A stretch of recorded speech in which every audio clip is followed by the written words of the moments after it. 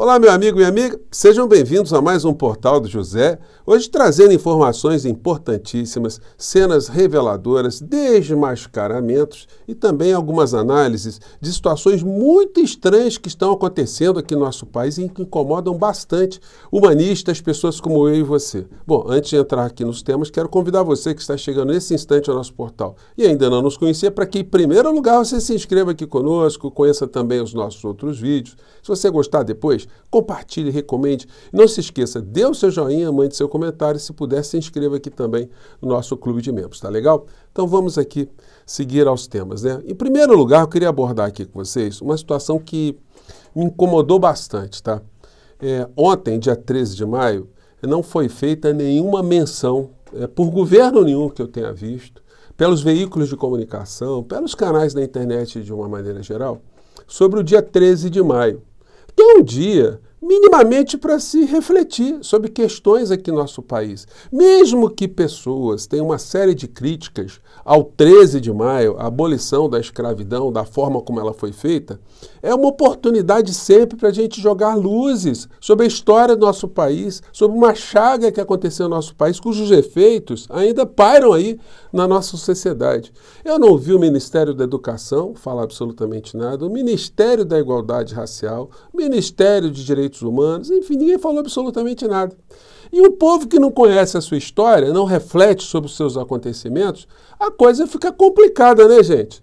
Então, que fica aí essa observação crítica para que, pelo menos no ano que vem, haja uma melhor abordagem, um envolvimento, um levantar de consciências em função disso que é uma data que, infelizmente, passou batida, né? Eu desafio você aí a pesquisar por qualquer canto, você me trazer aqui alguma referência a isso, né? Eu achei, foi um ex-ministro, que eu conheço pessoalmente, o ex-deputado Edson Santos, que foi ministro da Igualdade Racial, que ontem fez um pronunciamento sobre isso. E eu quero compartilhar aqui com vocês, tá? Com 123 curtidas nesse momento aqui. Mas vamos lá, fale aí, Edson. Espera aí que o áudio sumiu, vamos lá. O fim da escravidão. Essa data foi produto de um grande movimento de massas desenvolvido no Brasil contra a escravidão, onde figuras como José do Patrocínio, Joaquim Nabuco, Rui Barbosa, André Rebouças, Machado de Assis, enfim, negros e não negros se mobilizaram para contestar o regime de escravidão vigente em nosso país. É importante dizer que o ato da princesa Isabel foi um ato ainda incompleto, porque a lei colocou apenas a abolição da escravidão, revogando todas as disposições em contrário, mas ela não assegurou o direito dos negros, a obrigação do Estado para com a população negra, que era o acesso ao trabalho, o acesso à terra e o acesso à educação. Portanto, hoje, em 2024, ao celebrar o 13 de maio, nós temos que ter claro, muito ainda por fazer em nosso país para a gente alcançar a verdadeira igualdade entre negros e não negros. Firme na luta. Então, hoje, gente, então, eu achei que eu tinha a obrigação moral, gente, de falar com vocês sobre isso, tá? E aí não vai nenhuma crítica contundente, não. Vai aí a observação, né? De que algo está muito complicado no nosso país nesse momento, e inclusive dentro, infelizmente, do governo federal, né? São situações que não dão para passarem despercebidas, né, gente? Enfim, fica aí o registro. Bom, daí a gente entra aqui no nosso dia a dia tenebroso. Gente, eu quero fazer aqui um parênteses, numa situação que me incomoda todos os dias, certamente deve incomodar você também, né?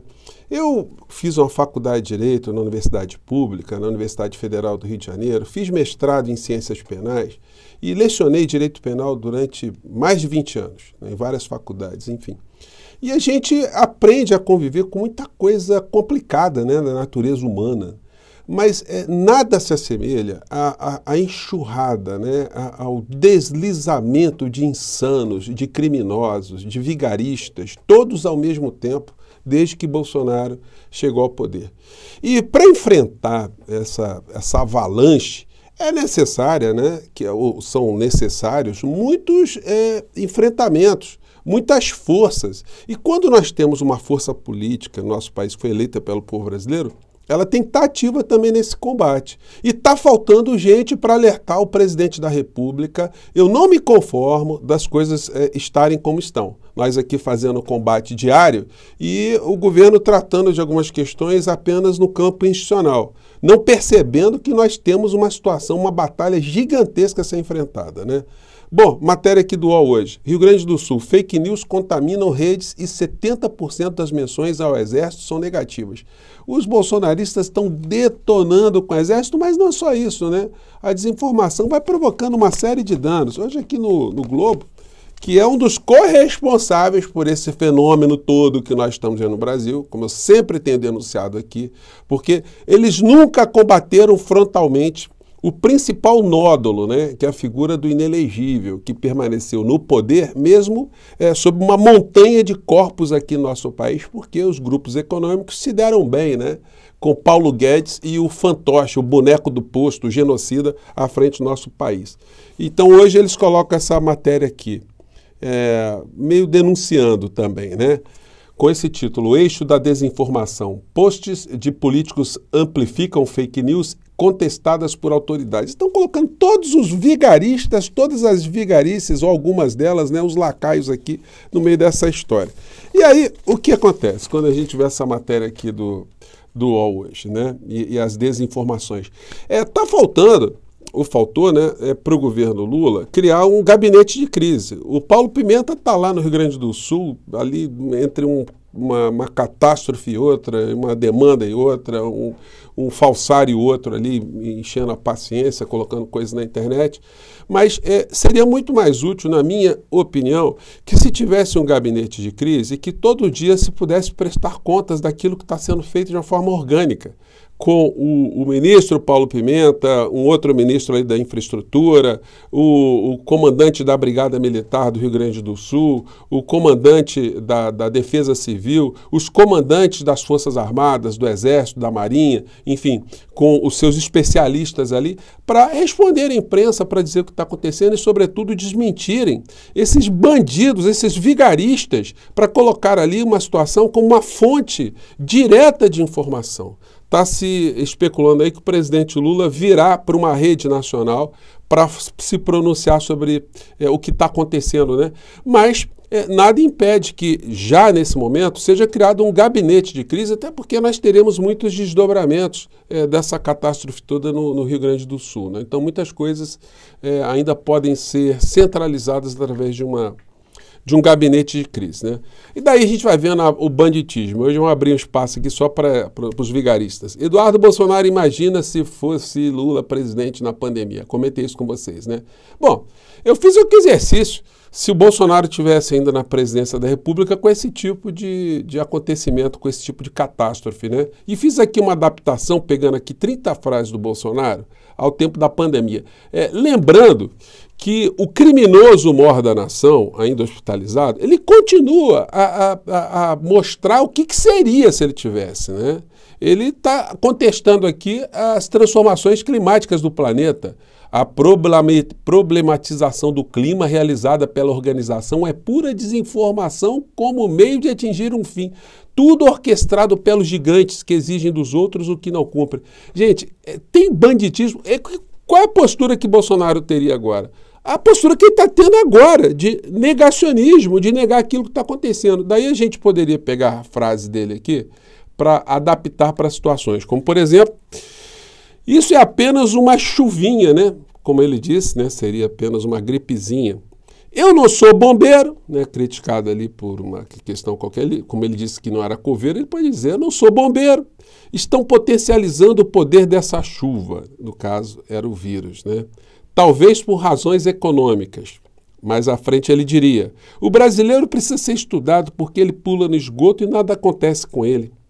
Isso num período que as pessoas estavam se contaminando e muita gente morrendo aqui no nosso país, né?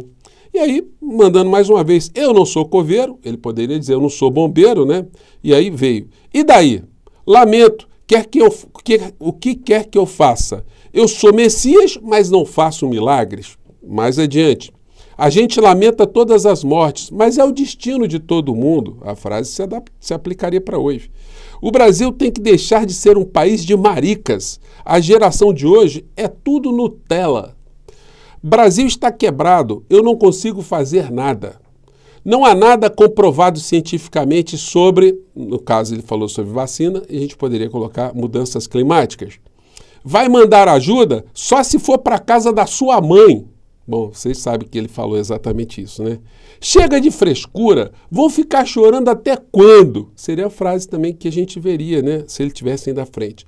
Querem botar uma coleira no povo brasileiro. Cadê a nossa liberdade? Lamento, mas o número de mortes foi insignificante, se referindo ao número de crianças mortas durante a pandemia. Então, gente, é isso que nós teríamos no nosso país e foi disso que nós nos livramos, né?